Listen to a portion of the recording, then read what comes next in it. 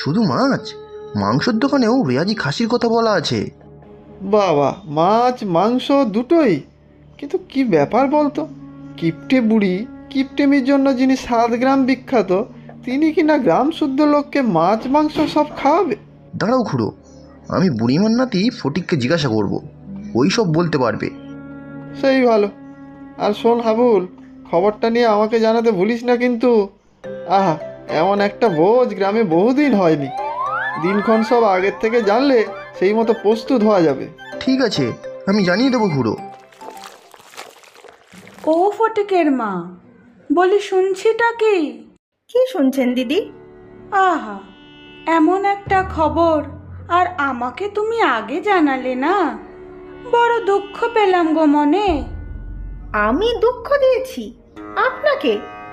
কিন্তু আমি তো ঠিক বুঝতে পারছি না। আর